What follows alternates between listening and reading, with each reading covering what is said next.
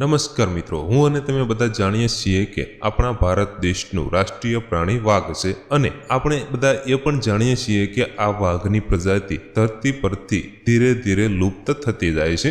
મિત્રો, શું તમને ખબર છે કે આ લુપ્ત થતી વાઘની પ્રજાતિને બચાવવા માટે તથા તેના પ્રત્યે લોકોમાં જાગૃતતા લાવવા માટે વિશ્વ વાઘ દિવસ અથવા તો આંતરરાષ્ટ્રીય વાઘ દિવસની ઉજવણી કરવામાં આવે છે। તો મિત્રો, આ વિશ્વ વાઘ દિવસની ઉજવણી ક્યારે કરવામાં આવે છે, ભારતમાં વાઘોની સંખ્યા કેટલી છે, ભારતના કયા કયા રાજ્યોમાં વાઘ જોવા મળે છે, તે તમામ પ્રકારની માહિતી તમને આ વિડીયોની અંદરથી મળી જશે। તો જો મિત્રો તમને અમારો વિડીયો પસંદ આવે તો પ્લીઝ વિડીયોને લાઇક અને શેર કરવાનું ભૂલતા નહીં। તો મિત્રો, 2010માં રશિયાના પીટર્સબર્ગમાં આયોજિત ઇન્ટરનેશનલ કોન્ફરન્સમાં દર વર્ષે 29 જુલાઈએ વર્લ્ડ ટાઈગર ડે ઉજવવાનું નક્કી કરવામાં આવ્યું હતું।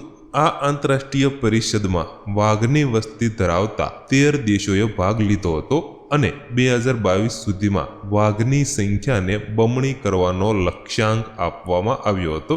મિત્રો, તમને જાણીને નવાઈ લાગશે કે આપણા ભારત દેશમાં પહેલા વાઘની 8 પ્રજાતિઓ જોવા મળતી હતી, પરંતુ હવે માત્ર 5 જ પ્રજાતિઓ જોવા મળે છે, જેમ કે સાઇબિરિયન વાઘ, બંગાળ ટાઈગર, ઇન્ડોનીઝ, મલયાન અને સુમાત્રન। મિત્રો, 2018ની વસ્તી ગણતરી અનુસાર ભારતમાં અંદાજે 2967 વાઘની સંખ્યા હતી, જેમાં સૌથી વધુ 526 વાઘ મધ્યપ્રદેશમાં જોવા મળ્યા હતા।